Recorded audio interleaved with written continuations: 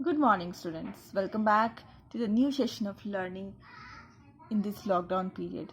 This is your accounts class of class 12, and we are doing chapter number 9, that is company account. And after issue of shares, we have started issue of debentures. In the last video, we had gone through the meaning of debentures, as it is a document, certificate or instrument which acknowledge a debt to a company at a fixed rate of interest which is paid by company to debenture holders. तो we had gone through the debentures के बारे में हमने पढ़ा था. वो क्या है, एक तरह का लोन है, और उस लोन को लेने के लिए कंपनी क्या करती है, एक सर्टिफिकेट इशू करती है या फिर एक डॉक्यूमेंट्स इशू करती है रिटन वे में. एंड उसमें क्या लिखा रहता है, प्रिंसिपल अमाउंट लिखा रहता है and as well as interest का रेट भी लिखा रहता है. उसको हम लोग क्या बोलते हैं, डिवेंचर्स कहते हैं. ठीक है. और जो डिवेंचर्स होल्डर, जो सर्टिफिकेट, यहाँ पे देखिए, जो डिवेंचर सर्टिफिकेट को जो भी होल्ड करता है उसको हम लोग बोलते हैं debenture holders. Okay. The person to whom debentures are issued are called debenture holders. Then we also went through the features of debenture. हमने features भी देखा. So first characteristics is debenture is a written document. Debenture क्या है, एक written document है, certificate है जिसको जो एक्नॉलेज करता है कि कंपनी ने डेप्ट लिया है. Mode and period of repayment of principal, वो लिखा रहता है उसमें कि कौन सा मोड है एंड कितने पीरियड के बाद आप उस प्रिंसिपल अमाउंट को वापस करने वाले हैं. At the same time interest is also fixed. Rate of interest भी वहाँ स्पेसिफाइड होता है. इस तरह से 9%, ये देखिए 9% डिवेंचर इस तरह से लिखा रहता है. इसको बोरोड कैपिटल बोलते हैं. डिवेंचर्स को हम लोग क्या बोलते हैं, बोरोड कैपिटल बोलते हैं. It is normally secured by the way of charge on assets of the company. ये नॉर्मली सिक्योर्ड होता है, ये कंपनी के ऊपर एक चार्ज होता है, असेट्स के ऊपर एक चार्ज होता है. मतलब अगर आप उसके अमाउंट को पे नहीं कर पाओगे फ्यूचर में तो आपको असेट्स को बेच करके पे करना होता है. Interest on debenture is a charge against profit. इसका मतलब ये होता है कि अगर आपको प्रॉफिट हो या लॉस हो, ठीक है, आपको डिवेंचर का इंटरेस्ट पे करना ही करना है. That is why it is called interest on debenture is a charge against profit. Okay. तो पहला है, हम लोग डिफरेंस बिटवीन देख रहे हैं. आपको डिफरेंस बिटवीन करने के लिए 3 कॉलम्स जरूरी हैं कि आप 3 कॉलम्स बनाएं. पहला को हम लोग बेसिस कहते हैं, बेसिस ऑफ डिफरेंशिएशन.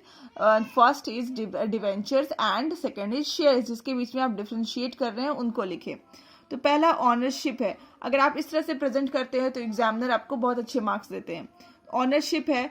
डिवेंचर, आपको पता है डिवेंचर क्या है, एक बोरोड कैपिटल है. ठीक है. इसका मतलब क्या है, ये एक कंपनी का डेप्ट है. डिवेंचर मीन्स डेप्ट ऑफ अ कंपनी. ठीक है. And share is a owners capital. Okay. तो शेयर्स क्या है, शेयर्स मीन्स कैपिटल होता है, इसीलिए हम लोग उसको क्या बोलते हैं, और शेयर होल्डर्स आर ऑनर्स. ठीक है. एंड डिवेंचर होल्डर्स क्या होते हैं, लेंडर होते हैं, और शेयर होल्डर्स क्या होते हैं, ऑनर होते हैं.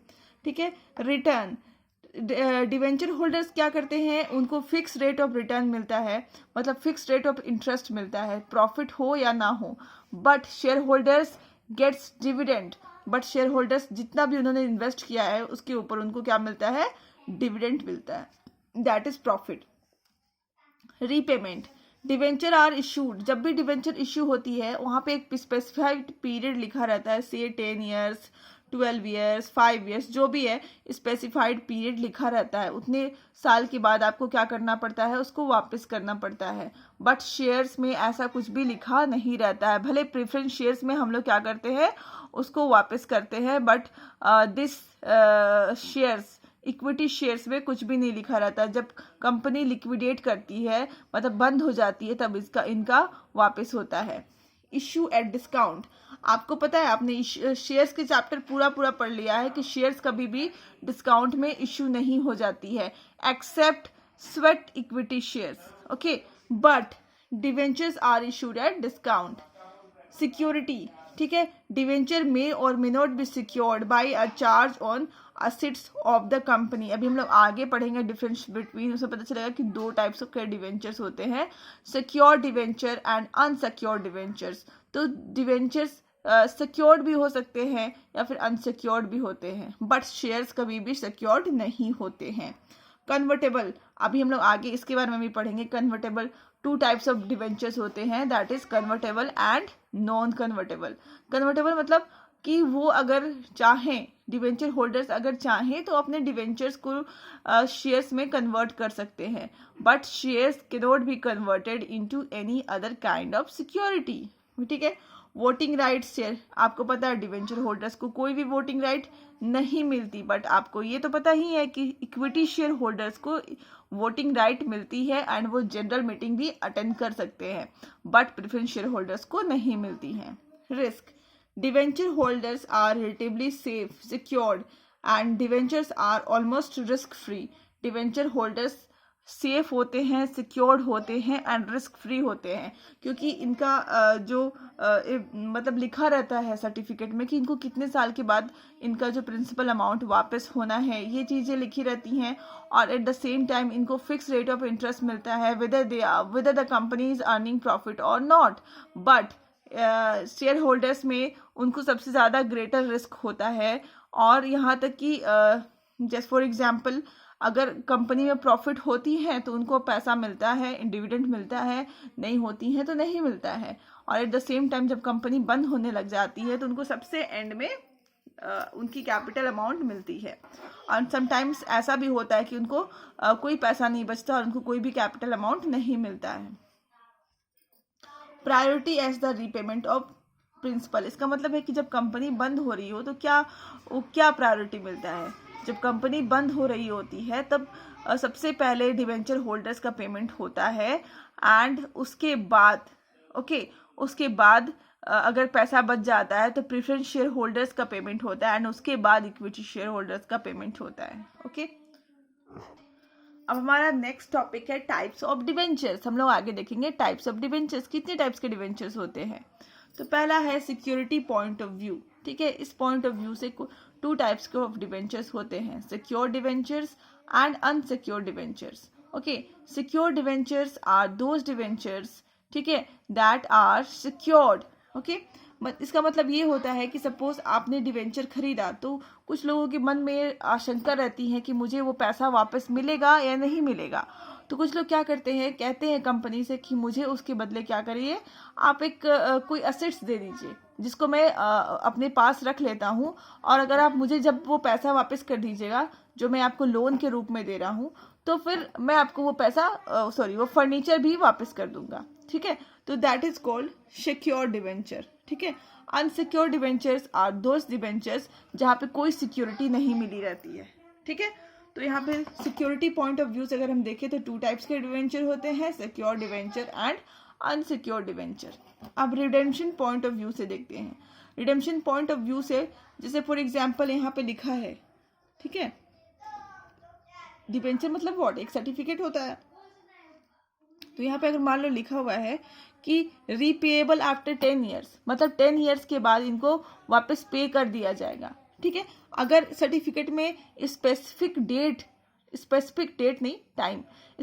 टाइम पीरियड लिखा हुआ है, ठीक है, कि आपको इतने साल के बाद आपका प्रिंसिपल अमाउंट वापस कर दिया जाएगा, ठीक है, रिडीम कर दिया जाएगा। ठीक है, तो उसको हम लोग बोलते हैं redeemable debentures. But if the nothing is written in a document called debenture then it is irredeemable. ठीक है, अगर कुछ भी नहीं लिखा हुआ है, ये ब्लैंक है, टाइम पीरियड कुछ भी नहीं लिखा हुआ है, ये ब्लैंक है, तो हम लोग उसको क्या बोलेंगे, इरिडीमेबल डिवेंचर। नॉर्मली प्रैक्टिकली ऐसा नहीं होता है। ओके, ऐसा नहीं होता है। एंड यहाँ पे स्पेसिफिक जब इस टाइप के डिवेंचर्स अगर होंगे तो वो कंपनी जब बंद होने वाली होगी, जब कंपनी का लाइफ पूरा एंड हो रहा होगा, तब वैसे डिवेंचर्स को हम लोग क्या करते हैं, रिडीम करते हैं। Okay, registration point of view. अब रजिस्ट्रेशन पॉइंट ऑफ व्यू से भी दो टाइप्स के डिवेंचर होते हैं, registered debentures and bearer debentures. ठीक है, मान लो एक डिवेंचर है, ठीक है, ये डिवेंचर है, सपोज इसमें लिखा हुआ राम, मान लो यहाँ पर राम का नाम लिखा हुआ है, इसका मतलब ये है कि इसको डिवेंचर को किसने खरीदा है, राम ने खरीदा है। तो जब इसको पैसा जब मिल रहा होगा या वापस पैसा इसको जब कंपनी करेगी, तब ये राम क्या करेगा, ये सर्टिफिकेट लेकर के आएगा जहाँ पे उसका नाम लिखा हो, ठीक है। और सारे पैसे मतलब जो भी प्रिंसिपल, जो भी लोन इसने कंपनी को दे रखा है, कंपनी से ले लेगा। ओके, तो ऐसे डिवेंचर्स को बोलते हैं रजिस्टर्ड डिवेंचर। मतलब डिवेंचर में डिवेंचर सर्टिफिकेट में आपका नाम लिखा रहेगा, ठीक है। तो कंपनी क्या करेगी, जिसका नाम लिखा रहेगा उसी को पैसा वापस करेगी। ऐसे डिवेंचर्स को हम लोग बोलते हैं रजिस्टर्ड डिवेंचर, ठीक है। बट यहाँ पे राम था, यहाँ पे सीता लिख देती हूँ मैं। सीता ने एक डिवेंचर खरीदा, ठीक है। यहाँ पे उसका नाम नहीं लिखा है, यहाँ पे कोई भी नाम नहीं लिखा है, कोई भी नाम नहीं लिखा है। तो सीता को ना बहुत ज़्यादा पैसा की ज़रूरत थी, ठीक है, कुछ काम के लिए। तो सीता ने क्या किया, अपने डिवेंचर अपने फ्रेंड को बेच दिया, ठीक है। अपना डिवेंचर अपने फ्रेंड को बेच दिया और उससे पैसा ले लिया, क्योंकि उसको पैसे की बहुत ज़्यादा ज़रूरत थी। तो वो क्या करेगा, सीता की जो फ्रेंड क्या करेगी, अब तो ये सीता की फ्रेंड के पास चला गया। मान लो उसका नाम गीता था, ठीक है। अब ये तो गीता के हाथ में चला गया, ये पूरा गीता के हाथ में चला गया ये डिवेंचर, ठीक है। तो अब क्या करेगी, जब पैसा लेने के समय में गीता कंपनी के पास जाएगी और जाके करके पैसा ले लेगी। तो बियर डिवेंचर्स वैसे डिवेंचर्स होते हैं जहां पर जिसके भी हाथ में डिवेंचर का सर्टिफिकेट होगा, कंपनी उसको दे देती है। वहाँ पे नाम का कोई चक्कर नहीं है, कहीं पर भी कोई नाम नहीं लिखा रहता है। Okay, then next is convertible. Point of view से हम देखें तब दो टाइप्स की डिवेंचर्स होती हैं, convertible debentures and non convertible debentures. Convertible debentures वैसे डिवेंचर्स होते हैं जो कि फ्यूचर में अगर चाहे तो अपने आप को शेयर्स में, इक्विटी शेयर्स में और प्रेफरेंस शेयर्स में, किसी कोई भी शेयर्स में अपने आप को कन्वर्ट करा सकते हैं, ठीक है। That is convertible debentures. And non convertible तो ऑटोमेटिकली उसकी अपोजिट होगी, वैसे डिवेंचर्स है जो अपने आप को कभी भी कन्वर्ट नहीं करा पाएंगे, ठीक है। These are called non convertible debentures. Okay, that's all in today's video. Thank you for listening.